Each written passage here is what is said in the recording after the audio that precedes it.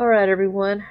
To truly understand what we're talking about when we're talking about the Acolyte, we first need to kind of understand the different eras that are represented in Star Wars. Now, Star Wars is broken down into two lines. First, there is canon, and that is any of the movies done by George Lucas and anything done by Disney since they purchased the Star Wars franchise. So anything that's on Disney Plus is considered canon and true Star Wars, quote unquote. And then there is what used to be known as the Star Wars Extended Universe. It is now called Legends. That is all of the licensed novels, comic books, TV shows, animated series, anything that was done by other authors besides George Lucas, but even if he licensed them and gave them permission to do it. Now, this would be the first thing that comes to mind are all the High Republic novels and the Thrawn trilogy novels by Timothy Zahn. Those were great continuations of the Star Wars universe. But all of that is now called Legends and is not canon, even though Disney has borrowed some elements from it.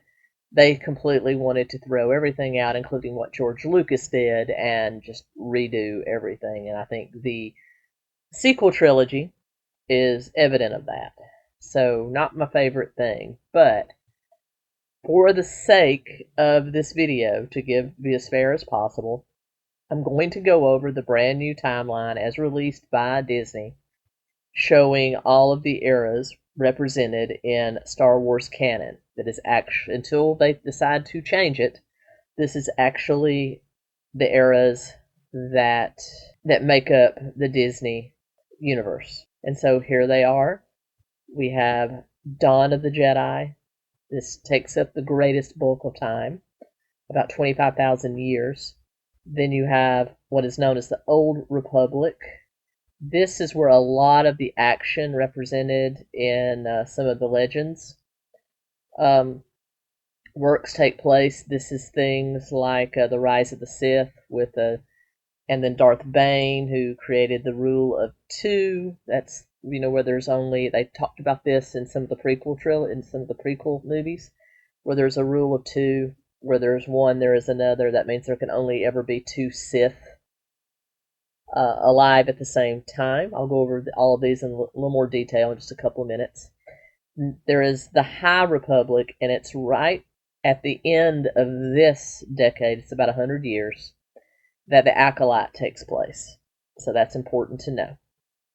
Then there is the Fall of the Jedi. This is the era that is represented by the prequel trilogies. And then, of course, there's the Age of the Empire. This is represented by the original trilogy, as well as other things. There's the Age of the Rebellion, also represented by the original trilogy, as well as Star Wars Rebels, which is an excellent new show. There's also Rogue One, all of that, and the Age of the Empire and the Age of the Rebellion. Then there's the New Republic, and then there is the Rise of the First Order. Now, the sequel trilogy takes place during the rise of the First Order. So there's not really a whole lot in canon going on in the New Republic era. So it's that gap of time between the original trilogy and the sequel trilogy that makes up the New Republic. So not a whole lot going on, at least in the canon that we can currently look into, that is going on during the New Republic. There's a lot of Legends stuff on the New Republic, but not so much in canon. And then you have the New Jedi Order, which is everything that would happen after Rise of the Jedi, the last sequel movie. So those are the eras, and now I'm going to go over a little more specifically the years and what happens during each of them.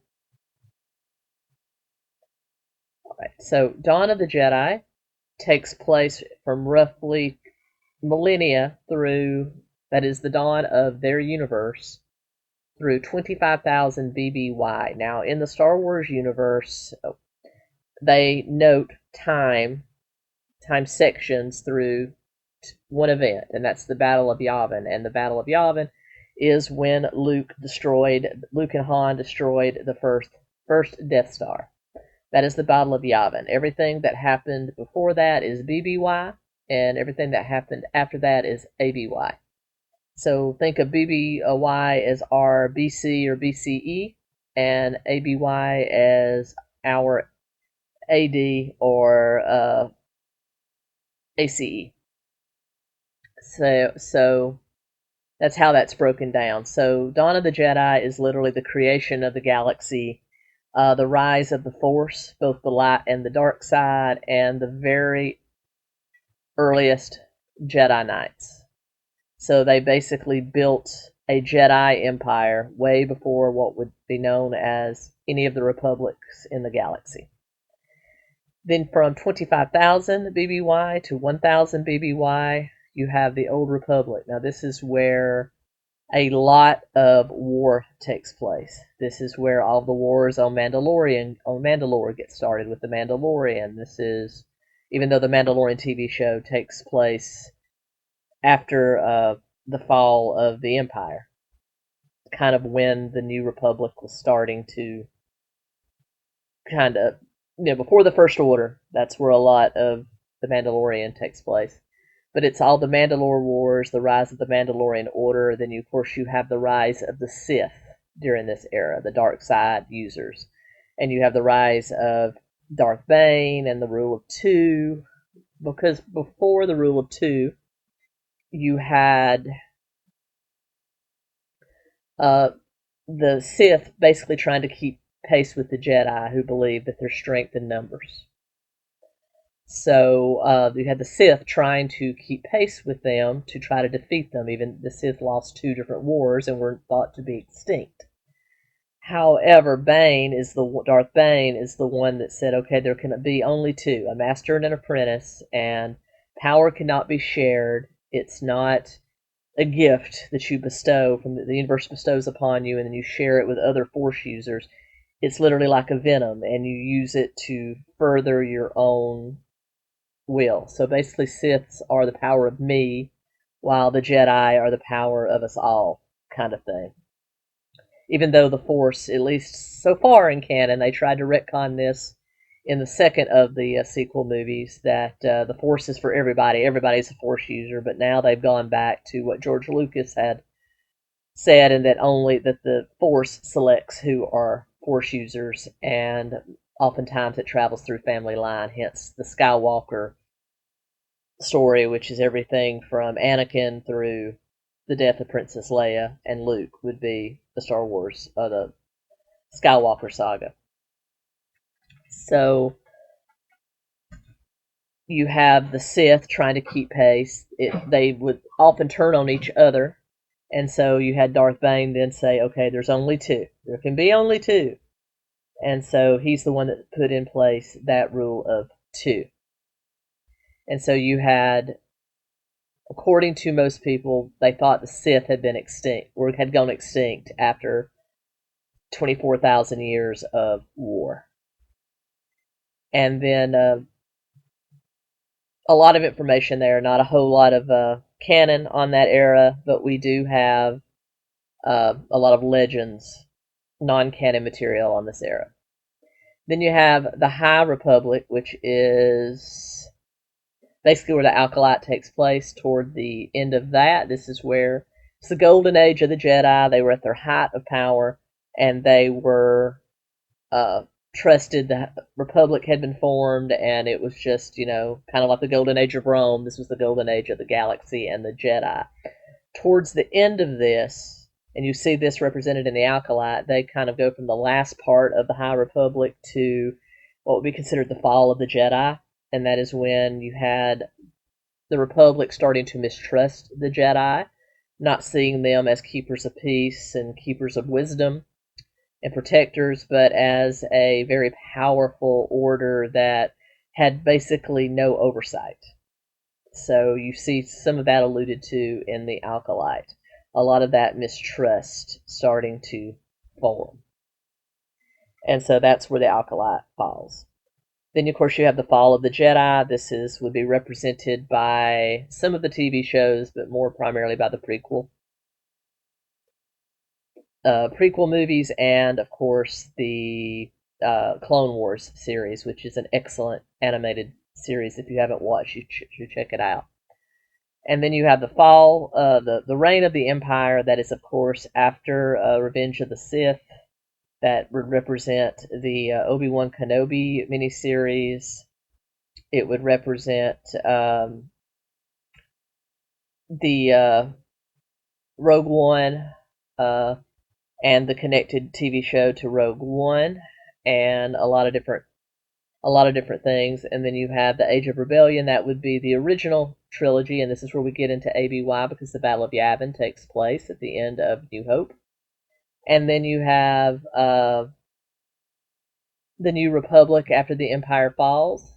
5 years after the Battle of Yavin, this is when the Battle of Endor happens, and Darth Vader turns on Palpatine or Darth Sidious.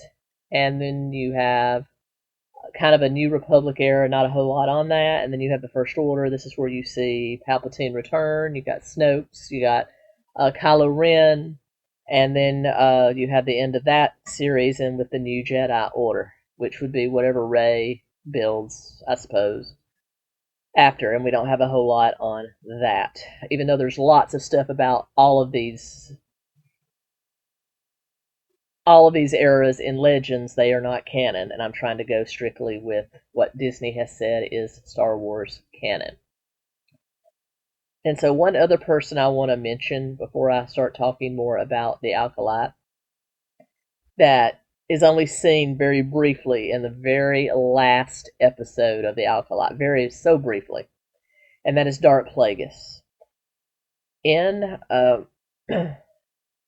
the second prequel movie, Attack of the Clones, you heard Palpatine, also known as Darth Sidious, talking about the legend of Darth Plagueis the Wise, who was killed by his apprentice after the apprentice learned his power to be able to manipulate life and even reverse death. Well, this is the Darth Plagueis that I am referring to. Now, he was Darth Sidious, or the Emperor, or Palpatine's master, and he basically took 𝗙𝗵𝗵𝗁, who was a I could do 4 hours on him. He was just a very rich, evil, spoiled, aristocratic child that grew up, again, believing a lot in the Sith Order. He collected a lot of Sith artifacts. He believed it was all about him. And he basically was taken under Darth Plagueis's arm and learned the ways of the dark side. Darth Plagueis and he entered into these machinations to basically seize control of the Republic and turn it into a dictatorship. And we saw that play out in the prequel trilogy with the False War, him then playing both sides of the coins, all of that good stuff. But Darth Plagueis was a Mun who was a member of the banking syndicate. Remember how in the Galactic Republic you had a lot of corporations that had grown so big that they had their own representatives? Well, of course, the Trade Federation, and you had the banking syndicate, and Darth Plagueis was a member of the banking syndicate. And Darth Plagueis is seen, like I said, in the very last episode, and this is just before he probably found Palpatine and raised him up, and the whole events of the prequel series begins. But during this time period, he is the master of the character in the Acolyte known as the Stranger. He is the Sith Lord that's in the Stranger. He is, at this point, Darth Plagueis' apprentice and is looking for his own apprentice. Now, what happened with Darth Plagueis? Palpatine, or Darth Sidious, decided he didn't need him anymore, and so he killed him the night after he was made Supreme Chancellor, which we also saw in in the Phantom Menace. and took over himself, and that's when he, tapped other apprentices, which would go on to be Darth Maul, and then Darth Tyrannus, or Count Dooku, as he's otherwise known, another fallen Jedi, all the way down to Darth Vader himself. But there can only be two. Darth Bane said only two, so there's only two, and if you take on an apprentice, you run the risk that eventually they're going to try to take you out when they find somebody else to be their apprentice. And so you have Darth Plagueis. I was very happy to see Darth Plagueis. That one little half-second, 2-second interlude was the best part of this show. In my opinion, I got to see Darth Plagueis, and I would really like to see more from him. But with that being said, let's get over to my conversation with Michelle from Force of Light Entertainment and talk about the Acolyte. Welcome to Gen X Marks the Spot. I am honored to be joined today by Michelle from Force of Light Entertainment. Michelle, tell everybody about your channel and where they can find you. Yes, well, thank you for having me back. I was just on here not that long ago. You graciously hosted me to discuss my first time watching the 𝗥𝗏𝗄𝗃 all the way through, so good to be back. But for those of you out there, you can find me, and I'm one half of Force of Light Entertainment. My sister's my co-host, and you can find us on YouTube at Force of Light Entertainment, and we do movie reactions, like first time watching reactions. We do movie and television reviews, like I reviewed all the Acolyte, and also pop culture talk. So definitely check us out at Force of Light Entertainment. Awesome. Well, everybody go over and check her out. She's wonderful. She's always so gracious to come and discuss nerd stuff with me. So hey, I enjoy it. So tonight we are talking about Disney's latest foray into Star Wars live action, and that is the Acolyte, which has just been canceled after one 8-episode season run. So, Michelle, your first thoughts on it? Because I have a lot to say too.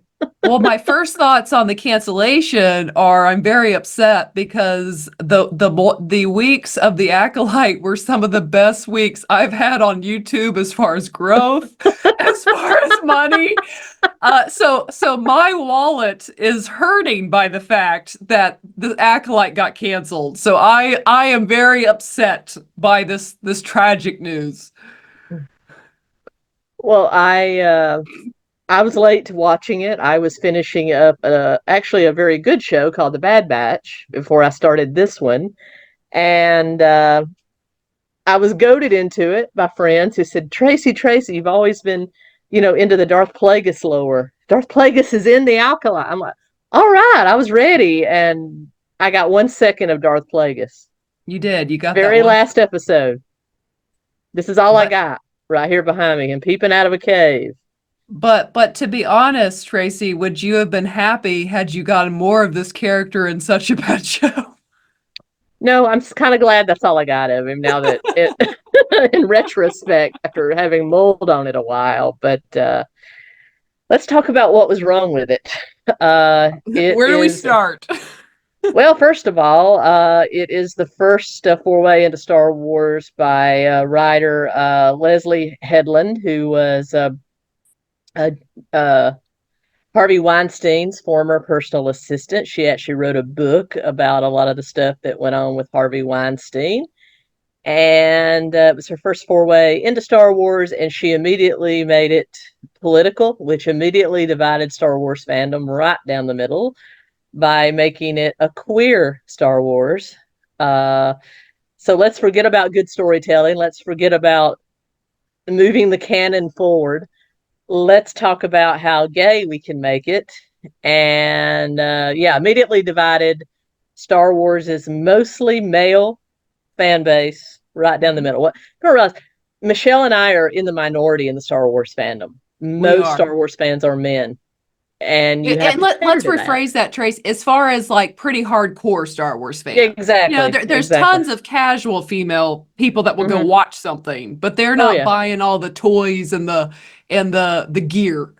And they haven't read all the Legends stuff like we have. But we're in the minority when it comes to hardcore fans. Yes. And you immediately divided them. and you had a whole bunch of casual observers defending it. But let's put all of that aside. Just bad storytelling from the jump. Oh man, yeah, it's really bad. Well, in fact, let's even get into this, because you addressed it right. Like, they almost were kind of playing with fans in the beginning. I think they knew what they were doing. They do this all the time. Like Leslie Headland was, there was all this talk about this is the gayest. Did you see that interview? Yeah, where I learned that it was Anakin Skywalker that blew up the Death Star. Yeah, well, there was that, but then the guy tells Leslie, so this is the gayest Star Wars show we've ever seen. Mm-hmm. And she's like, she tries to play it off like, oh, is it? And I want to ask you both, because this is, I would say, arguably the gayest Star Wars, I think, by a considerable margin. And are you excited about that? Are you Not bracing the gayest yourself? Star Wars. Not the. It's pretty gay, let's be honest. Leslie, how do you feel? Am I gay? Yes. Well, no, I know you are gay, but I'm asking, are you excited about putting this, this is going to be a talking point? Is it going to be a talking point? I'm sure so. Because nerds are gay. Well, some nerds are very not gay and are very threatened by gay Well, that's stuff. true. But Yeah. in my world, nerds are gay. Okay. Was this the fun element of... No, Okay. I don't think so. And yet people have told me that it's the gayest Star Wars, and I frankly You're offended? into it. No. I think that Star Wars is so gay already. Okay. I mean, have you seen the fits? We'd be like, look how gay this is, and then send each other a reference photo. And are you telling me with a straight face that C-3PO is straight? They're a couple. That's what I think. But this is more outward. I think it's canon that R2-D2 is a lesbian. Oh, Ooh. interesting. Yeah. Huh. Ask Filoni. Okay. Ask for Can you imagine? Yeah, talk to Filoni.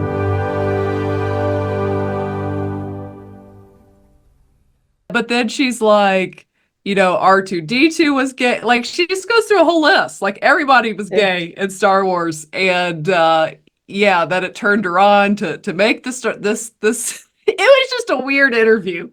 Yeah. But yes, that was just one thing. But I think the problem, and I think we've addressed this before when I've been on the show, it is just the fact that, and it's the same whether it's with just a female lead or a diverse casting of any kind, when the main objective is just to show some type of representation on the screen, and it's not to really think through and write good developed characters and a good story, then what you get is the Acolyte. Yeah, exactly. A good character is a good character. You write a character based on a story. Star Wars has always been about a hero's arc. Every single person had an arc. There was no arc in this. There was no real hero in this. No. And it was made for the expressed reason just to include as much diversity as they possibly could. And I am a huge opponent of diversity for diversity's sake. Write a good story, and if the best actor or actress to portray that happens to be something outside of the norm, great. If the character happens to be something out of the norm, great. But let's write a great character and then worry about the details. And that's not what happened here. It was made to genuinely, in my opinion, crap all over Star Wars established canon and just push heroes on us that weren't actually heroes, if that makes sense. Oh, absolutely. People can go, because Disney does this. They pretty much use actors and use people as human shields to deflect any actual criticism that fans have. For anyone out there watching, you can go through all my reviews of The Acolyte. I'm not addressing the things that they would claim fans have a problem with. I'm addressing the writing in each episode. It was horrific in every single episode. And I mean, for starters, we're only getting 8 episodes that are about 30 to 35 minutes, and they can't even make them interesting. That's the length of a typical George Lucas Star Wars movie, is anywhere from 2 hours to 2 hours and 20 minutes. So they had the length of a typical George Lucas Star Wars movie to do. And the budget was $200 million on the show. Yeah. I did not see where they spent it. Unless it must have been No. on elevated salaries, because that's the only thing I can figure. Because I mean, you let me know what you thought. The look of the show, like it felt like a WB show that was like occasionally filmed somewhere in Europe. The first thing that came to my head was, do you remember the old PBS live action version adaptation of C.S. Lewis's uh, uh, of the Lion, the Narnia? Witch, and the Wardrobe, and Yes. the Dawn Treader? That's what it reminded me of, And minus they probably puppets. were and they were probably working on like less than like $1 million back then. Yeah, they actually had puppets rather than CGI. But we had the one little CGI gopher. I think he was a gopher that was just Oh yeah. screamed, "Let's sell this as a stuffed animal." Yeah, but it That's all wasn't we even, got. did you find it cute? I didn't even find it cute. I found it creepy. It was creepy. It was creepy. It was I'm like, creepy. Well, even let's just start with the first like yeah, line of the show. So you get this, you get the character. What was her? Osha. Her name was Osha. One of OSHA. them, I and was expecting the May. other one to be HIPAA Yeah, I know. That's what I called them, or Osha and FEMA. Hippo. Exactly. So you've got, I think it was May, the evil twin. For starters, they went with the evil twin plot. I mean, Yeah, that they went with twins, which is not unusual in Star Wars. But then they take it one step further. One's good, one's evil. One they think is dead. At least her yeah. sister thinks she's dead. The other is a failed Jedi. That is what we're going with. Osha, what have you done? I did what I needed to do. And it all starts out as a murder mystery. Hold on, but why do we find out the end? Because we can just keep going everywhere with this. Why do we find out she's a failed Jedi? Because the Jedi somehow like quenched her power. Mm-hmm. Did you pick up on that? Yeah, and then they send her off into space to put out fires in space, which is a whole other problem.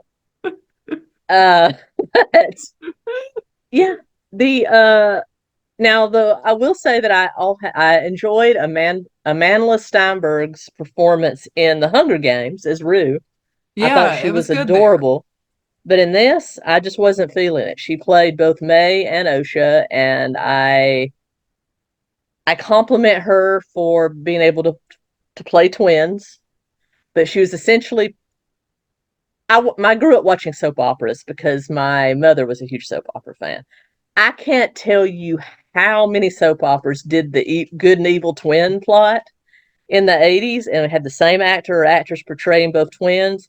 And I never had a problem with the way those portrayed, because they portrayed them as two essentially different characters. Yes. In this one, she portrayed the same character for both twins, right down to facial expressions. The only way you could tell the difference between Osha and May was the length of hair, because Osha's was longer, and clothes. For you, for our family, everything you have ever done has been for yourself. All of these lives lost tonight. Again, all because of you. The Jedi got what they deserved. Those Jedi were more. Clothing. That's the only way you could tell the difference between these two twins. And even then, sometimes you're like, Yeah. And did you love the scene where she cuts off her hair with the lightsaber? Yeah. I'm just like, just But dumb. anyways, let's just start with like our first line. I mean, this is how bad the writing was. So our first line that we get from, or no, it's not our first line. She asks if, we'll just say Trinity, where Trinity was. Because that's pretty much the character she played in this, was Trinity in Star Yeah. Wars. And it was so Carrie-Anne obvious. Moss, yeah. Yeah, Carrie-Anne Moss, who I think's a great actress. But And they played her up through the previews and the trailers, was all Carrie-Anne Moss, and then first 10 minutes she's dead. Oh, I know, with a butter knife, man. Yeah, A butter knife scalpel. gets her. I'm just like, and what gets me is this is how bad the dialogue was in this show. So May goes up to Carrie-Anne Moss's character and gets in a fighting position and says, "Attack me with all your strength."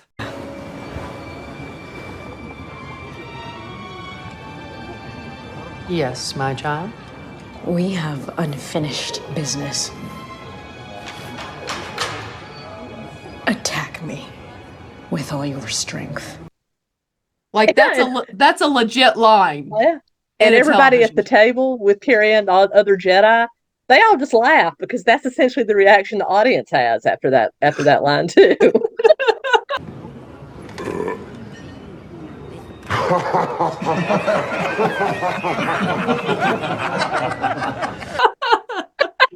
That's when we knew we were in for a treat.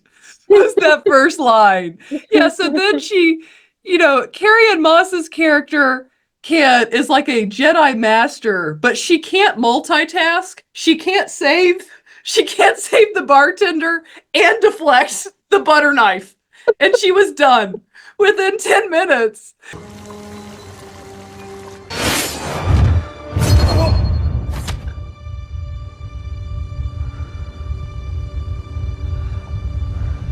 Even though we have seen Padawans in other Star Wars properties save others and themselves and fight with a lightsaber at the same time, but this Jedi of Jedis can't do it and gets killed by a butter knife to the heart. It was so bad. It was so bad. So with it, let's just even cover the first 3 episodes. So you find out there's an evil twin, a good twin who's a Jedi washout. Trinity dies with a butter knife.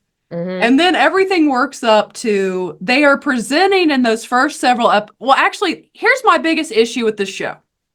Let me tell you that my biggest issue with the show. 2 things. Basically, let me use a scripture they called good evil and evil good. Mm-hmm. The Jedi from the beginning are portrayed as the villain of the show. Yeah. And they are portrayed as the villain until the bitter end, until the very final moments of the show. And this is the type show you get. This was the biggest complaint I had every week when I would review the show. Star Wars, and I've got so many quotes from George Lucas to prove it.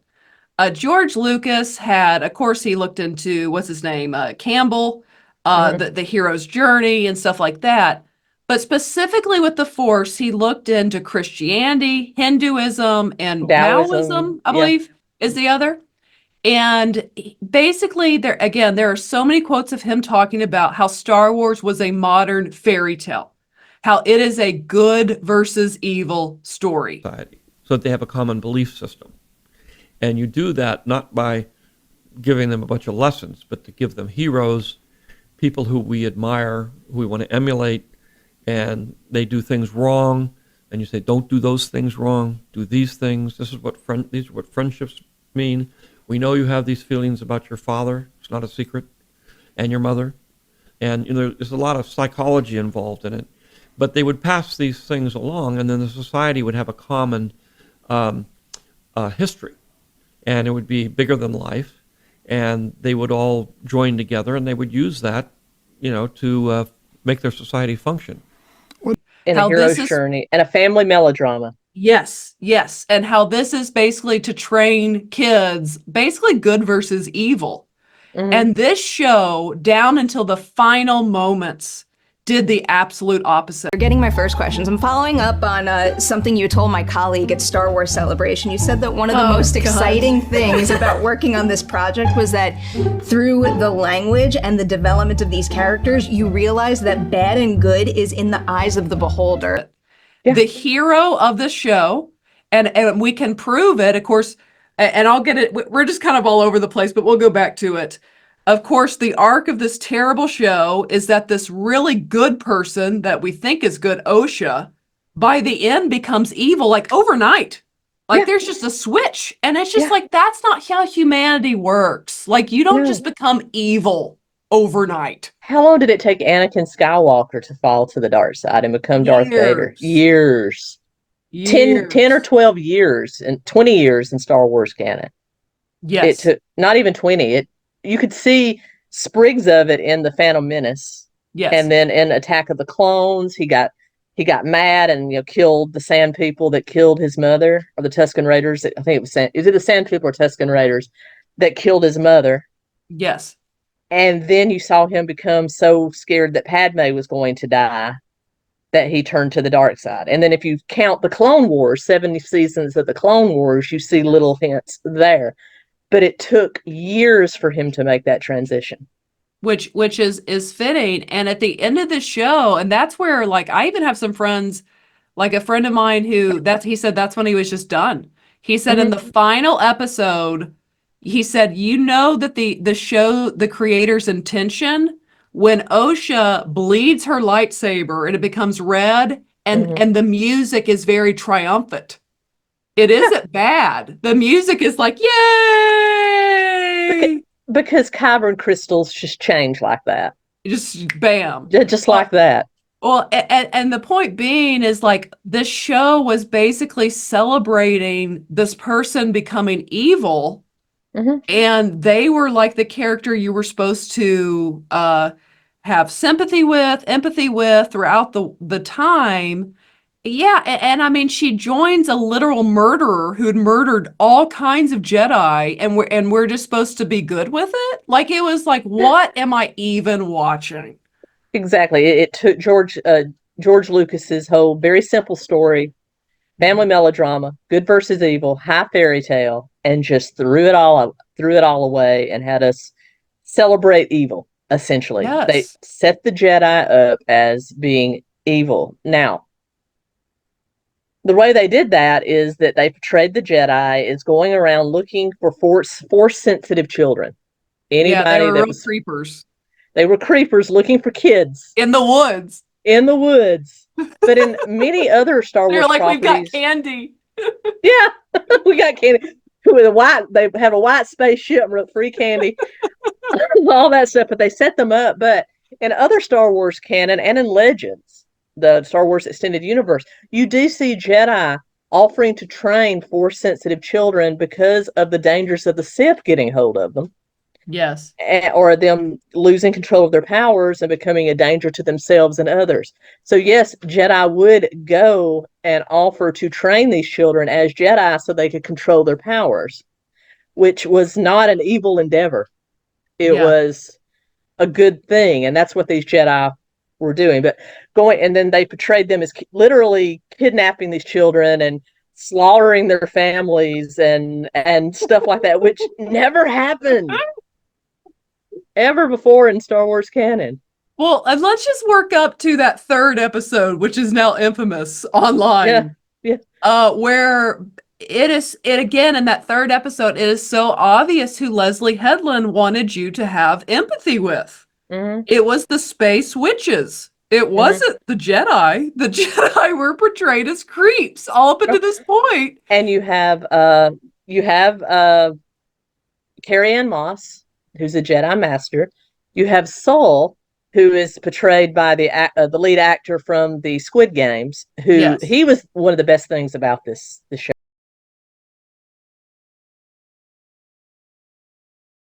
He put his heart and soul into it. And from what I understood, he learned English just to do this show, and actually did a really good job. He just learned his lines. Yeah. In English. Yeah. Yeah, I think he did an awesome job. You have him, who is I would say he's kind of a Qui-Gon Jinn, Obi-Wan Kenobi kind of thing. He has some reservations, just like Qui-Gon and Obi-Wan did about some things the Jedi did. The Jedi were never evil, but were they flawed? Absolutely. Yes. They made mistakes. Yes. They were blind to a lot of things, and they did make mistakes.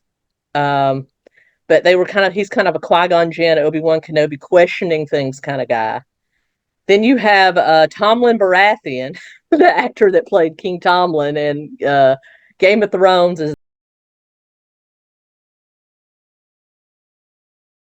there. And then you have a Wookiee Jedi. Yeah, he's the one. Okay, so that was my biggest critique of episode 1. We're in a Star Wars show, which is supposed to be kid friendly, and the Jedi, who's a master of his emotions, a Jedi master offs himself because of the guilt that he has. Yeah. So you have the evil twin, May. She has killed Carrie-Ann Moss. She's killing off the Jedi that supposedly kidnapped her twin sister and left her for dead and killed her parents. she's trying to off them one by one. And so she first gets Carrie-Anne Moss with the butter knife. Then she goes to the Jedi Temple and finds Tomlin Baratheon, who has put himself into some kind of forced trance for 20 years. He's just floating. Meanwhile, she's over there doing all this taekwondo, a swan dancing in front of him, brings him out of his trance and convinces him to off himself with poison. It was the dumbest thing I've ever seen. I am like, what the hell? Yeah. I would rather see him go out like he did in Game of Thrones and throw himself out of a window because his wife had just been killed. That made sense. But that?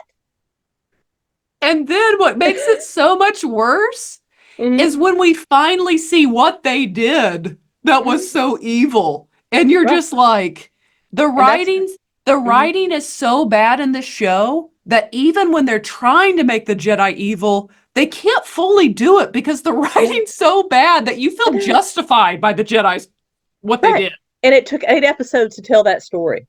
Yeah. But in the 3rd episode where we see why these Jedi are being killed, so that's the murder mystery. Why these Jedi are being killed. We go back in time to this woodsy planet where you've got Tomlin Baratheon, Carrie-Anne Moss, Squid Game.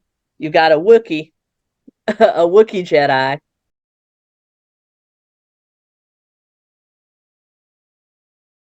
He's kind of cool, but he didn't really. They even misused him, but it was cool to see a Wookiee Jedi. But now, since they put clothes on the Wookiee, it makes us feel like our beloved Wookiee was just going around naked all these years. Exactly, he had on robes. But so they were drawn to this obscure planet by a huge concentration of the Force. They land. There's this stone temple up on a hill. They go there, and it's a coven of witches, all female.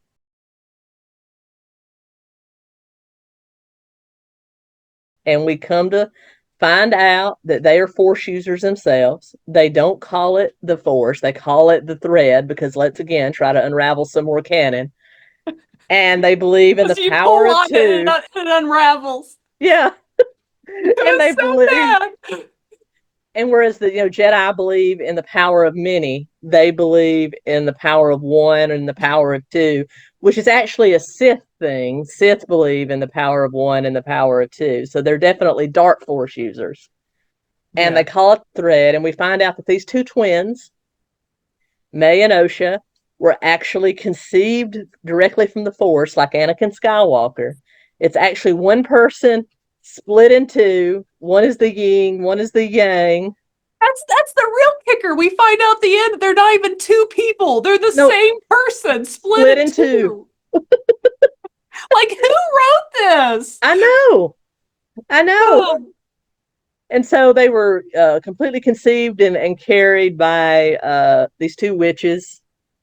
The Jedi go and offer to take them. 𝗏𝗄 wants to go with the Jedi. May doesn't. May threatens her sister. Threatens her with death. If you go with the Jedi, I will kill you. 8 years old. They've done such a good parenting job, haven't they? Oh, God.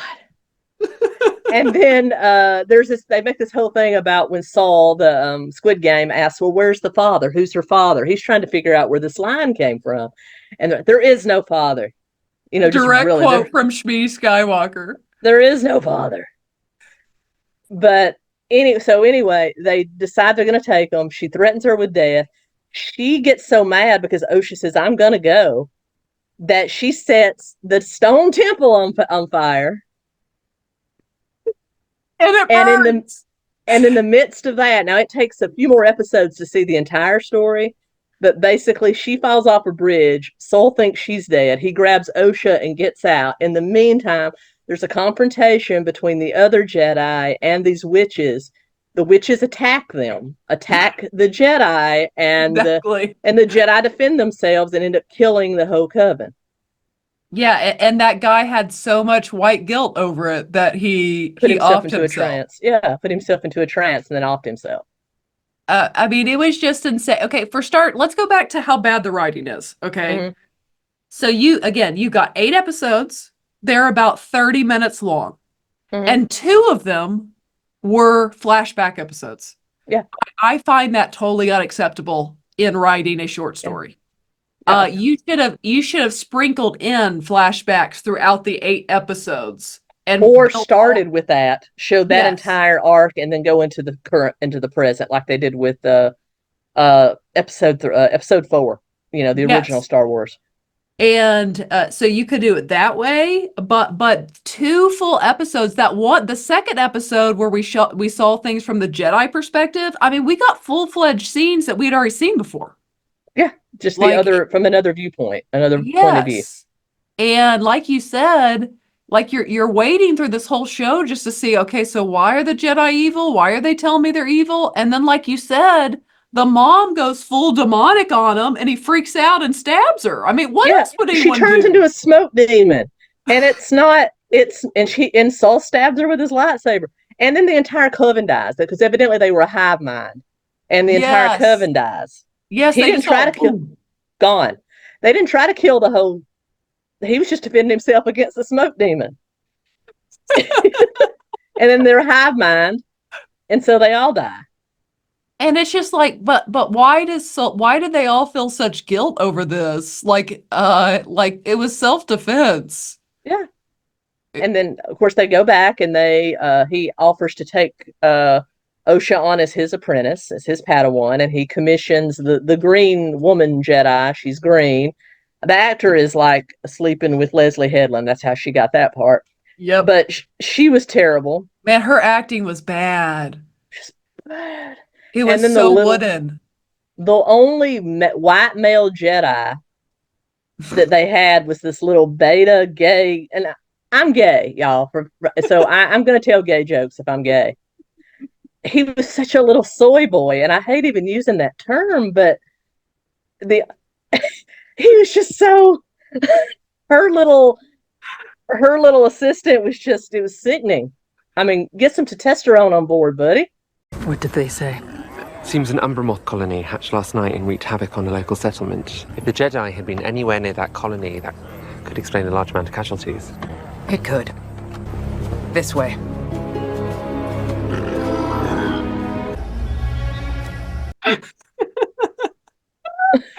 Am I awful for saying that? Oh, I absolutely get it. And then you also have the one guy who they tried to make him, well, no. You've got the black Jedi, I forget his name. I forget his name. He was very forgettable. They were all forgettable. They were all forgettable besides Saul. My favorite one that was not Saul was the little after 𝗪𝗁 flunked out of Jedi school and went off the green one? No, not the green one, but the little one that was she's half human and half, but she's white and yellow. Yeah, okay, that's what I meant when I said green one. Yes, she's played by liked her. She's played by the actress that plays what's her name? She was in the new Deadpool. She's from the Logan movie. Yeah. Yeah, I liked her. I did. I said, okay, so here's something I can sink my teeth into. And then episode 3 or 4, dead.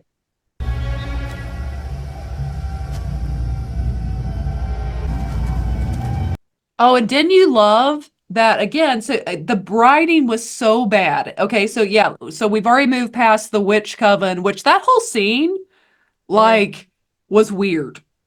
Yeah.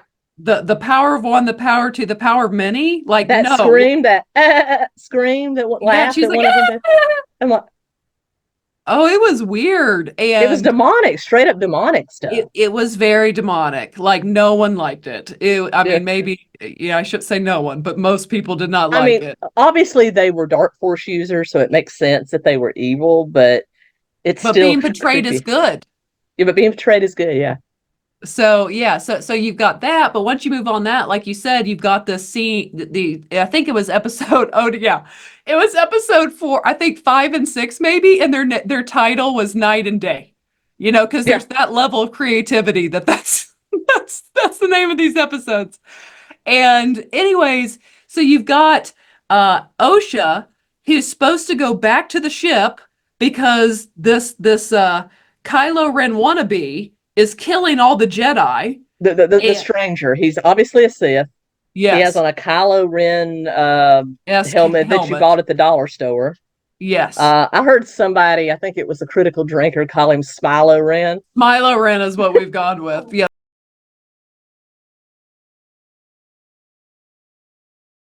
So Smilo Ren is offing all the Jedi, and they're like, Soul's like, get 𝗏𝗀 back to the ship. Right. So 𝗏𝗀 is with the guy I was talking about, who like only cares about he's so wooden and so boring and like so like he a struts robot, a lot. very strict. And he's very, very handsome, very attractive man. I'll give him that, but he knows it. He's a pruner.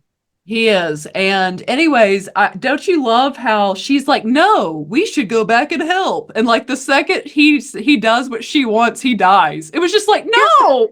It's literally like, okay, Soul is her and 𝗏𝗀. 𝗏𝗀's over here in the woods. They've gone back to their home planet where the witch's coven used to be. And so you've got 4 Jedi. Pruner, the little girl that we like so much, and 2 other Jedi. All there fighting Smilo Ren, and he kills them. That was one of the best parts, was that lightsaber battle. Yeah. But he kills all of them in short order. All these Jedi are dead. Yep. And so he takes May, who is the evil twin, and is going to train her to be a Sith. And don't you love just, again, how quickly, like, here's another thing of the writing. Motivations made 0 sense in the show. Yeah. Like 0. May's motivations that make sense. 𝗏𝗀's motivations that make sense. And how 𝗏𝗀 has believed in Soul her whole life. And like, he's been a father figure to her. And the final episode, she listens to Smilo Ren, and she chokes her father figure to death. Force chokes him. Yes. It was like, are you freaking kidding me? And have you noticed, and I could be wrong, force choking is usually only done by Siths and Dark Force user. I've never seen a light Jedi force choke someone. I've seen them do the mind meld, but never choke them. The only time it happened, and it's because George was wanting to play with you the entire time in Return of the Jedi on what Luke was going to do. Remember, Luke does it to the guards at Jabba's palace. I wondered if he there's always that, did he really force choke those? I call them pig guards, even though there's an actual name for guards. But does he force choke them, or is he just doing a mind meld on them where they think they're being choked? Could be. But I've heard that. But that is the only time that we've ever seen like a Jedi do a force choke on somebody. Yeah, well, I mean, at this point, though, she's already bled the crystal. Like, she's already evil. She's already turned Sith. Yeah. And let's go back before we even get that terrible moment. So we've already addressed that Leslie Headland, of course, is personally a lesbian. But did you notice she put in the most sexual scene, heterosexual sexual scene in any Star Wars I've ever seen? Yeah, where May was watching, or 𝗏𝗀 was watching, or was it May or 𝗏𝗀? It was 𝗏𝗀. 𝗏𝗀 was watching the stranger, or Smilo Ren, bathe. And the camera follows, like, obviously you only see from the waist up, but the camera, it's very sexual the way he takes his clothes off. Now, Manny Jacinto, who plays him, is a good-looking man. He is buff, he is. He is built. You know, that was a nice thing to look at. I'll be the first one to say it, but I've never seen that in a Star Wars. It's just like Star Wars just doesn't go there. Like, it just really doesn't. They kind of insinuated maybe with Kylo Ren and Rey, but even that was more of a mental connection. It wasn't, you didn't see it like that, you know? And it wasn't that sexual. Because literally he's swimming in the water naked, and he says, do you want to get in and join me? Yeah. And there's and then she picks up her lightsaber. Does that feel good? Picks up his lightsaber. Yes. When he's naked in the water, does that feel good? Oh my gosh. Do you know what Leslie Headland was doing there? This is the level of creativity that this woman has. She took the line where Obi-Wan Kenobi says that, or is it Obi-Wan or Yoda? But they say that the dark side, like, it's seductive. Mm-hmm. And she, they meant like, no, they didn't mean it literally, like they're literally going to seduce you. Mm-hmm. But she took it real literal, like he was going to take his clothes off and seduce her. Like, or we thought we were going to see some exorcist Regan and the cross action with 𝗂𝗃 and the lightsaber. Now get that image out of your head. It was just, I just don't even know what the show was. And okay, so let's go back to the stranger, Smilo Ren. So of course, why is he evil? Because his master was Leslie Headland's wife, Green Woman, and she, I guess, had done something terrible to him because Jedi only do terrible things in the show, right? And he, you know, and then so he got now hooked he's up with Darth Plagueis. Yes, who is the gentleman behind me? Who is actually he's the one that created from the Force Anakin Skywalker. He's a very powerful Sith. Well, we can only assume he's now created 𝗂𝗃 and 𝗂𝗍. Yeah, because I don't think those two witches did it.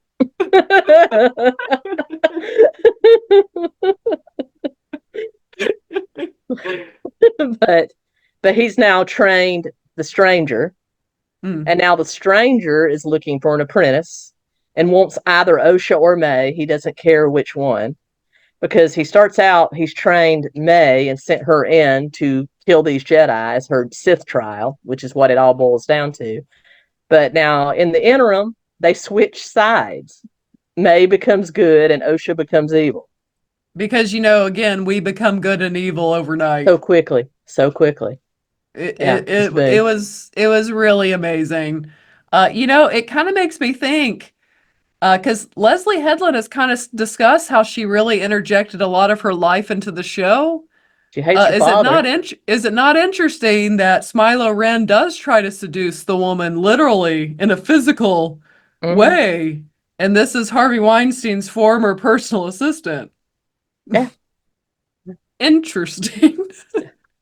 And so that's where it ends. The final scene of the show is Darth Plagueis peeping out of a cave, watching Smilo and 𝗂𝗃. It was such a wonderful show. But yeah, again, my biggest issues with the show is just you didn't care about any of these characters that much. Like I grew to appreciate Soul to a degree. Yeah. And then when he died, it was just like I hate the show. Like, this show is terrible. And to have him go out in that way, be force choked by the girl, by his Padawan that he loves like a daughter, trying to save her from the Sith, telling her this person's evil.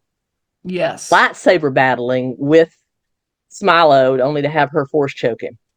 Yes. This show was just, again, the character motivations did not make any sense. No. The writing from the beginning until the final moments was some of the, I'm not saying this to be dramatic. This was, and I'm sure there's some that exist. I just don't watch them. I watch this for my channel. This is the worst written show I've ever sat through and watched. You and I could have sat down and wrote this show better, I think. Oh, yeah. And followed canon. Because the deal of it is, what are they going to do? Because, we know that Darth Bane, the father of the modern Sith, said there can be only two. There's a master and an apprentice. At the end of the show, there's three. There's Darth Plagueis, there's the Stranger, and now there's 𝗂𝗃. 3 Sith. There can be only two. We know how Darth Plagueis dies, being killed by Palpatine, who was his other apprentice. Leslie Headland might have changed that had she gone to season That's what 2. I'm saying. That would have probably made me even madder. Because now you're really going to rewrite canon. Because we know Darth Plagueis picked Sheev Palpatine, Darth Sidious, as his next apprentice, which means 𝗑 and the Stranger got to die.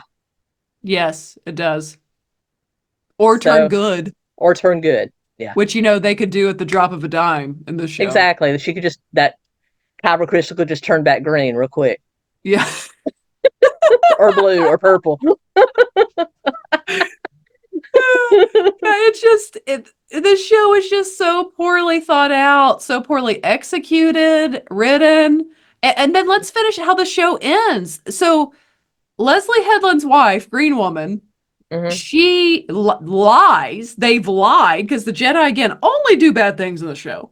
So they lie to cover up what was done. And again, cover up what? The fact that the Jedi defended themselves?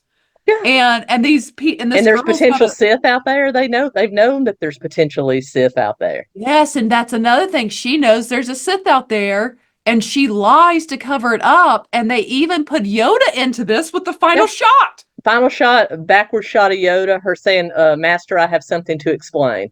Credits. Yeah. So now you've just made little innocent Yoda, the purest of them all, like in on the scheme. And you can't write over that either, because in the prequel series and Clone Wars, Yoda has always said where there's one Sith, there's another, but he doesn't know who the Sith is.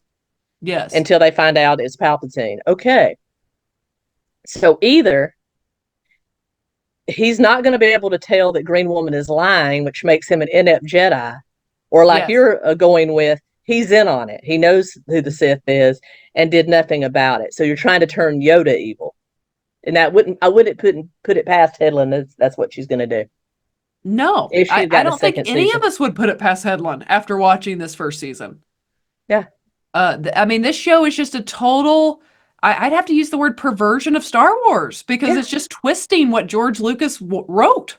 Yeah. And I think that's what Disney's trying to do in a way. I mean, okay, they threw out everything except for Clone Wars and George Lucas's 6 movies. They threw out everything else. You know, we had this whole Star Wars extended universe with the Thrawn trilogy, the High Republic novels, the New Republic novels. We had all this wonderful stuff. It's now Legends. It's an entirely different canon and timeline. Just because they could. Mm-hmm. I think they would have done better if they just took those and made an adaptation of them. Absolutely. And even if they wanted to do like kind of how Marvel did through their good years of just kind of, you know, taking the comic books and kind of adapting them the way they want to a degree, but like still really using those as the source. And they brought Thrawn into the Ahsoka series. I mean, they borrowed elements from Legends, but they didn't want to use the whole canon. It was a much better, Timothy Zahn did a much better job writing the extended universe than these people have done. But anyway, you know, they tried to retcon everything. And then not the Force Awakens, The Last Jedi. The second sequel movie, not Last Jedi, but the one in between, one that was not J.J. Abrams, the one that was see, it's so bad I blocked it out. Right, Rian Johnson, that is The Last Jedi. Okay, that is The Last Jedi. Okay, you're right. The Rise of the Sith is the last one. Return of the Okay, well, he retconned everything J.J. Abrams did in the first one. Yes, and then J.J. Abrams had to go back in and correct it all. More. And just correct it all, throw it all out. You know, at the end of that one, they said that the Force was, you know, universal. Everybody was a Force user. You just had to open yourself up to it. There was no family lineage throughout. Everything we knew about it passing through families. And then J.J. Abrams had to go back in there and rewrite. Oh no, it is passed through families. You know, it's just the spirit of the rebellion that's everybody. So it's just like Disney really knows what they're doing, don't they? Exactly. But, and as bad as it was, okay, as bad as The Last Jedi was, as much as we despise what it did to the character of Luke and the characters we love, I'm going to go this far. The Last Jedi wasn't as blasphemous to Star Wars as this show. And again, I will tell you why. Even in The Last Jedi, though they're trying to make you flirt with Kylo, there is still clear good versus evil. Like, I mean, again, they totally ruined Luke, and it sucked. I'm not saying anything really, you know, I didn't enjoy it. He was they ruined Han, Luke, and Leia. Yes, they managed the trifecta with the sequels, but at least the sequels still held on to it being a fairy tale type story, that there is a clear-cut good versus evil, and you know who is good and you know who is evil. Yeah. And this show literally took what is good and called it evil and made them look evil, again, like with her covering up and lying. And here's the kicker. This show is only supposed to be 100 years before The Phantom Menace. Yeah, this show is set in the High Republic era. of Star Wars, which is that 100 years before. This is the Golden Age. This is the last little bit of what is called the Golden Age of the Jedi, when they were at their height of their power. There's not much, we don't have much stories from this era. We have the High Republic novels from Which Legends. were really boring. I couldn't even get through the first. Yeah. But that's it. That's all we have from this entire era. So this is where you start seeing the cracks in the foundation of the Jedi as we spiral toward the Empire. Well, and here's where I was going with that, though. I'm sorry. The Jedi 100 years later, I guess they have a revival in the next 100 years because those Jedi were not anything like these Jedi. Like, Right. again, you already used the word, that you used a word so great, because people would get in my comments and be like, well, George wrote the Jedi, they weren't always good, yada, yada, yada. But you used the word I would use to them. George wrote the Jedi when we saw them in Phantom Menace and all through the prequel movies. The Jedi were flawed, but they were good. And Exactly. you knew they were good. But They were good flawed. people are flawed. They were like an order of fighting monks. Yes. But how many of them, they were not supposed to have any attachments. But as you find out later on in the Clone Wars, especially, how many of them had secret relationships with women and had children and whole families out there that they kept a secret? So they're just like monks and Catholic priests in our modern day, that they're flawed. They break their own vows because they're human, but they're still good. Yes, and this show made them evil, and it's like it's only 100 years before the Jedi that we know are going to be there. So that didn't make any sense. But did you also notice, because I know your mind would kind of probably pick up on this, in the final episode, there was a politician speaking to Green Lady. And did you catch that little comment of basically how government should regulate religion? Yes, I did. He was mad because there was no oversight of the Jedi Temple. You have too much power. Yes. You have too much unchecked power. And they were alluding to it. And then, of course, what happens during the prequels and the Clone Wars? They can't control the Jedi, so they destroy the Jedi. Yes. And the world is so much worse off. After they destroy the Jedi. Yep. Yep. No, that line, like, ooh, it went all over me when it was said. I was just like, just the final straw with this terrible show. Yep. And it's really disappointing because I was really rooting for the show when they first announced it. I'm like, okay, great. We're finally going to get to see the High Republic. Yes. And I might get to see Darth Plagueis. We don't have anything from those eras. Barely anything. So I was very excited. And is this going to extinguish any hopes of us getting good content from this era? Yeah.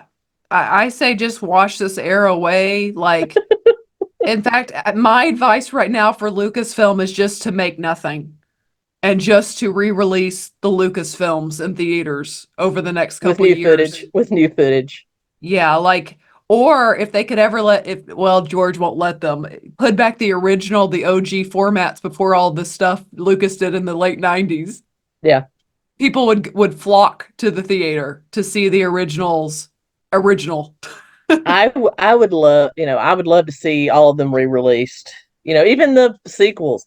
I would be the one that would go in a single weekend and spend 2 days and 2 nights at the theater and watch them all one right after the other. I would do that. I'm the kind of nerd that would do that. See the whole story. Yeah, but as far as this era, no, I think they've ruined it. I think this show, like, here's the kicker about this show. Because they never like to accept the fact that fans rejected it. You figure out if you have anyone. When I'm out and about, not online, but when I'm out and about in my society, I have not found a single person who said a good thing about the Acolyte. I haven't. And that is so telling. And I have a lot of hardcore Star Wars that go to cons and everything that they don't like this show. No. For the reasons that we've outlined. It destroys the canon. It destroys the soul. It tries to rewrite things. It makes the Jedi evil. That kind of thing. No one wants that.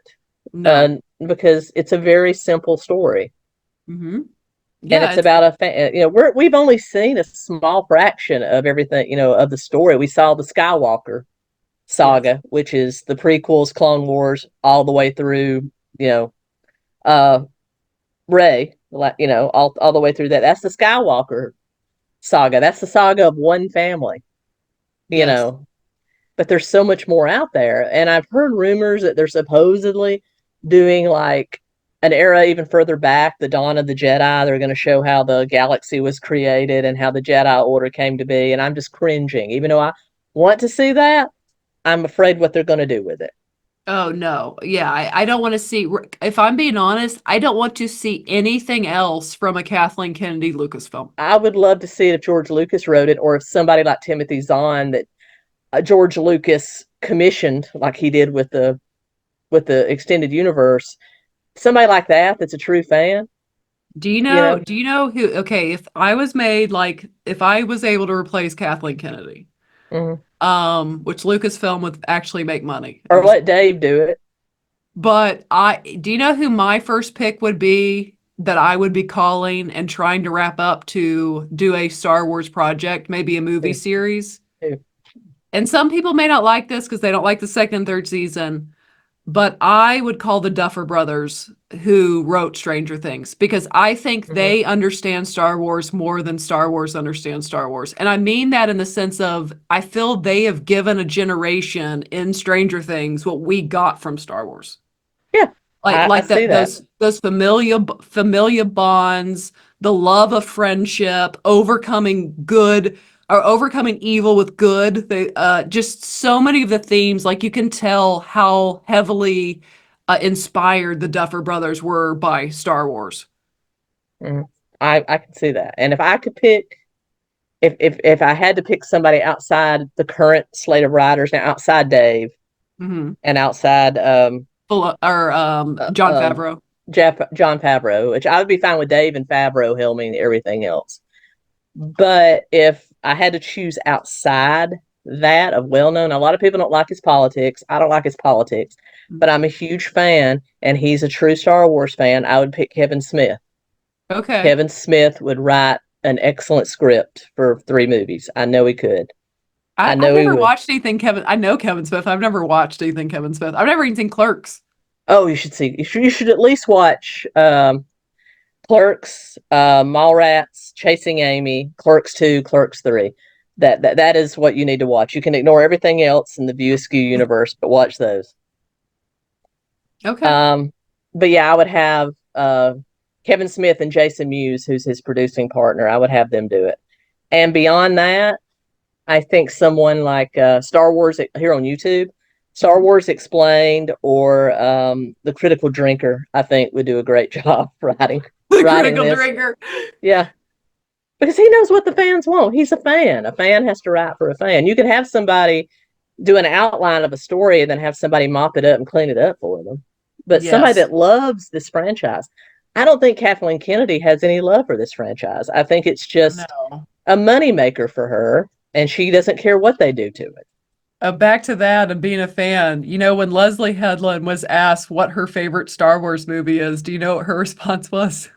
I can guess, but no, I didn't know. All of them. That was her response. Because, that's what a true Star Wars fan says. All of them. I have a favorite overall. My favorite movie overall is Empire Strikes Back. Same. But I also have a great love for Return of the Jedi, because it's the first one that I saw in the theaters. I was a child when I saw it. And of the prequels, I love Revenge of the Sith. Yeah, Revenge of the Sith is really good. The prequels are beautiful. I mean, a lot of people don't like the politics, but I thought the political part of it was so awesome. I loved it. For me, the prequels, honestly, because I just saw Phantom Menace back, I think in May when they re-released in theaters. For me, the prequels, I actually appreciate the story George Lucas wrote. It's more some of the execution and the lines is where he needed people that weren't just yes men. Exactly. Because the actual story, if you had someone that would have worked with them and cleaned some of it up, is actually very good. And to me, it's aged like a fine wine, the actual story that was told. You find people that hated it when it first came out, that now love it because they've gone back and Yes. rewatched it. In our current political climate, watching a republic become a dictatorship, it's scary. Yeah, And it is. it's very scary. Yeah. But it was brilliant. The political parts was brilliant. And okay, so you're a lot younger than me, so you're probably millennial, Mhm. that generation. Okay, so I'm Gen X. The original trilogy was a Gen X and a younger baby boomer movie. That was our Yeah. Star Wars. That's what we grew up with. And we also got things like the Star Wars Holiday Special, which was atrocious, but so nostalgic. You had I've like watched it. I love it. The Battle for Endor, the Ewoks Battle for Endor. You I've had those never little. seen that. That's good. You should watch that. Okay. You had those little movies. That was our Star Wars that we grew up with. And we grew up with the animated Clone Wars and the animated droids and the animated Ewok series. We grew up with all of that. That was our Star Wars. Now, the prequels were the millennials to Star Wars. That was Yes. y'all's Star Wars. That is what y'all grew up with. So the Clone War, the new Clone Wars, all of that, that is y'all's Star Wars. Yes, I was 9 years old when Phantom Menace came out. Yeah, I remember going to see it. Yeah, so the prequels were written for millennials. The original were Gen X and baby boomers, and the sequels, I'm not sure who they're for, but I guess they're Gen Z and Gen Alpha's Star Wars. But I feel And bad Gen for those Z and Gen people. Alpha were like, we'll just go watch Stranger Things and Wednesday on Netflix. Exactly, exactly. But I have such a great love for this whole franchise, and it really makes me mad that Leslie Headland ruined our only chance to see this era, and Disney will probably not take a chance on this era again. Yeah, and here is my thing. If they just wanted Leslie Headland so bad. Oh, no. Did you hear what? Because there were so many interviews that came out. So Leslie, this is a direct quote. You can find the clips. Mhm. So when Leslie Headland took this story and put it and like let Kathleen Kennedy read it, Kathleen Kennedy replied to Leslie Headland, "This is a really good Star Wars story, but I want a really good Leslie Headland story." So Because that's what counts. So I'd be interested to know what was different in the first script that she gave. If we find out it was like better, I'm gonna be mad. Anything could have been better than this. This shouldn't have been a series. This should have been. No. They were planning 2 or 3 seasons of this crap. This shouldn't have been a series. This should have been a movie or a mini series, like Obi-Wan Kenobi was. 8 episodes and out. Oh, this should have been nothing. This Yeah. should have been scratched by anyone who knew what they were doing and producing, and just nah, you're gonna need to go rewrite the story. The best thing that Disney Star Wars has done is the Rogue One. Yeah, Rogue One. So I've liked Rogue One was a really solid movie. Yeah, Garrett Edwards did a great job with that. And then also Mando season 1 and season 2. And again, I give Jon Favreau an out for season 3 because Kathleen Kennedy royally screwed up Because he his fired plan. Gina. Because she Yes, fired Gina. and he had to totally rewrite not only Well, Mando. she was going to be a major part of season 3. Well, and was going to have her own offshoot, her own show. Yeah, which she should have. So he had to go back and rewrite everything. So I blame Kathleen. Now I like John. He fought for her. He did. John's a free speech guy. He's a libertarian. He's a free speech kind of guy. He's old school. He fought for her, but he couldn't fight the Disney machine. Yes, and so I give him an out on that. I loved, like you said, Rogue One was a really good movie. Mando season 1 and season 2 was just so good, and then Andor, it gets good at the end. I've heard Andor's good. I haven't watched it yet. It takes, I didn't get interested until the 5th episode, and that's just taken way too long to get there. But once it got there, I was interested. Okay, I'll check that out. But this show is just the bottom of the barrel. This is the absolute worst thing they've ever produced, and it is so bad that I think this has damaged the brand. Like, that's why I say if I was the CEO, the first thing I would do is just put the Star Wars on ice. And I would just and I'd pull this crap off of Disney Plus. Yes. We want to bury the show. Forget the show existed. Yep. No, that's absolutely what I would do, because this show was just very damaging to the brand of Star Wars. And again, it's because of just it literally fundamentally attacked what George Lucas created. Mm-hmm. So it's just, and I've seen interviews with him since he sold it. I think he regrets selling it. I really do. think I he mean, I does know too. he's a octillionaire, but not really. But he's definitely a billionaire, or at least a multimillionaire. But I think he regrets selling it.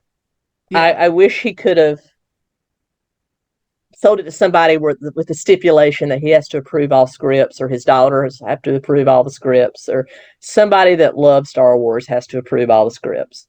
Yes, just like the way, well, and I guess people would give him crap for that, but like Tolkien's family is like very much guards his work. Mm-hmm. Mm-hmm. Yeah, they should have done that. Yeah, which I wonder how Amazon got around them with Rings of Power. Well, because they're totally making up crap that has nothing to do with their dad's work. Yeah, exactly. But yeah, so that's my thoughts on this show. Anything else that you were kind of wanting to get at on it? No, just like I said, I would love to see more from the previous eras, but I think this has put a kibosh on this. Well, I don't know what what I we're would gonna love? get next. Okay, What? if I was a CEO and I'd have to find someone who I wanted to do it, they could make so many movies and so much money out of the Old Republic era. Mm-hmm. But you have to have people who know what they're doing, and they don't right now. So please don't do that right now. Just let's wait until maybe Lucasfilm gets sold off to some other group that actually cares. Yeah, the Old Republic, where you have the Sith Jedi Wars. Yes, I would love to see that. It'd be so much fun. Darth Bane, all of that stuff. The rule of two. I would love to see how all that came to be. I mean, you could literally have someone map out years of movies of that era. Mm-hmm. I mean, the High Republic, great. I would love to see something else set in the High Republic, but the Old Republic, that's where all the action is. The High Republic, all you can do is these little offshoot stories, because the Republic is stable, the Jedi Order is stable. Yes. You only have one or two Sith out there. Not much goes on in the High Republic. I would, much like you said, rather see the Old Republic. Yeah, where it's just like war all the time. Yeah, just Sith battling Jedi all the time. Before the rule of two, where there could be 200 or 300 Sith versus 200 or 300 Jedi. Yeah, that would be a lot of fun, and it would print money. But like, again, you got to have leadership, and they have zero leadership. Exactly. Yeah, this is 2 thumbs down for me. Negative 10 stars. Don't waste your time. But do check out Bad Batch, The Clone Wars, if you've never watched The Clone Wars. Excellent show. Obi-Wan Kenobi is good.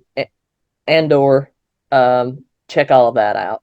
Wait till episode 5 for Andor. Yeah, give it that one. And for those, Andor is the pilot, or the pilot that assisted in Rogue One. So we kind of know, and sadly we know what happens to him, but it's still still kind of cool.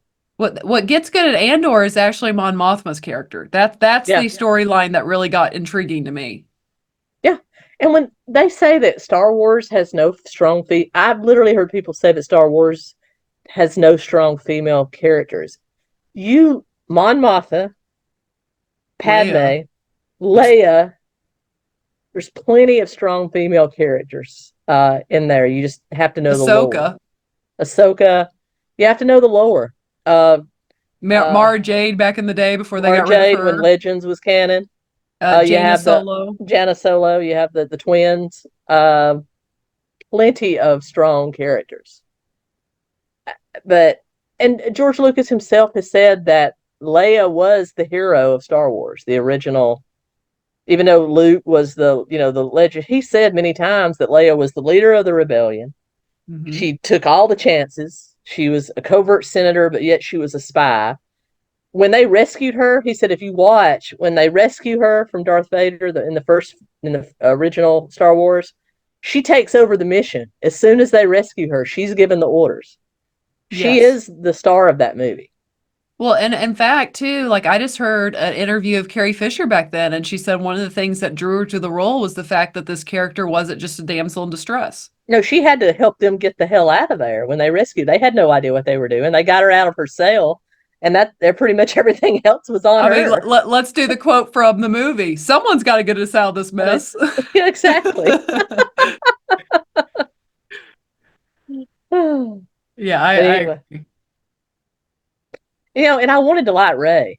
And I would have liked I Ray. wanted to too. I wanted Ray to had had really an bad. arc. If Ray had had an arc, I would have liked her Yes. where she was kind of I don't know what the hell, but no, she was too good at being a Jedi not to From day one. From day one. I'm like, no, you have to have an arc. I really enjoyed her intro, and then it was just kind of downhill from there. And I wanted them to do so much with Finn. Yes. They should have just done something different and made both Finn and Rey like grow in the Jedi. Force together. Yeah. I think Finn would have been an excellent stand-in for Luke. Yes. I mean, if you're just telling the same story, and you can tell the same story over and over, and we'll eat it up.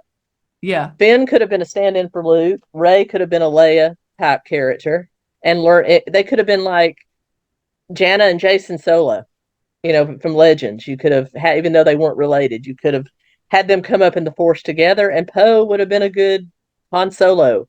But the problem is you had people who basically despised what came before, and they wanted to get rid of the old legacy characters as fast as possible and give us these new ones, and no one wanted that. It would have only taken one movie to give us what we wanted, the and Force then Awakens, kind of pass it on a little. You could have had what we wanted to see: Han, Luke, and Leia on the Millennium Falcon with C-3PO, Chewbacca, and R2-D2. You could have had them all there. They're trying to help Rey. They're trying to help Finn. They're trying to help Poe. One climactic battle. You could have had them all die in the first movie. If you gave them a good, honorable death, we would have been fine with that. And then you pass the torch. I don't even feel like you have to kill them off there. I feel like a movie or have them retire, whatever. I feel like something that did it good was actually Ghostbusters Afterlife. Like I actually thought they did a good job of passing it off. Yeah. Yeah, you could have if you didn't want to kill him at the end, you could have had Luke train Rey, which would have been Rey and Finn. You could have had Han train Poe to fly the Millennium Falcon. Listen, what would the theater had done? See, they wanted the moment before the moment was earned. Yeah, and Rey just flew the Millennium Falcon like she flew it her whole life. What if at the end of The Force Awakens, one, you're not having Han die. Okay, that's just not happening. Sorry, Harrison Ford. He would never have deserted his family in the first place. Yeah, never. Exactly.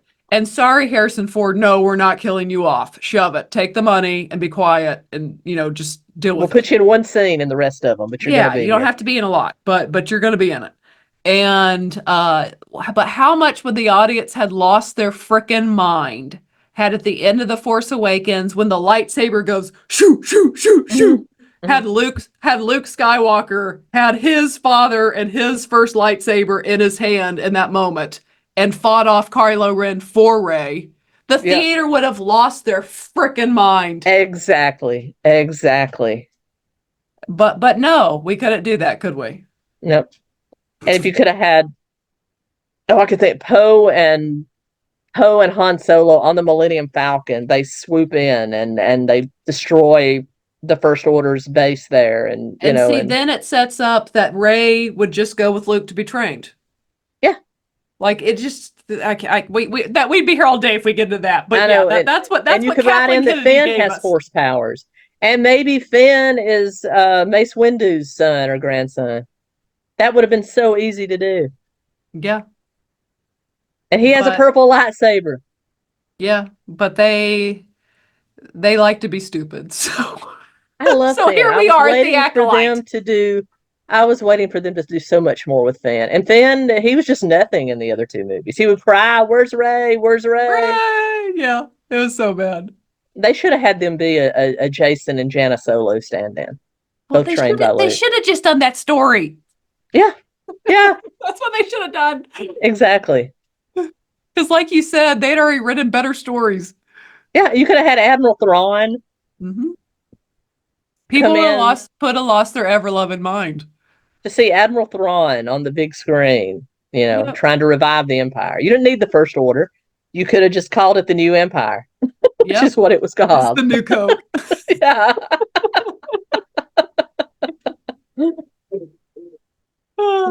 But anyway, I have enjoyed this. Thank you so much. Everyone, please go over and subscribe to Michelle. She does some great work over there on 𝗚𝗂𝘀 Entertainment. And as always, thank you so much. I'll see you soon. Bye. Bye now.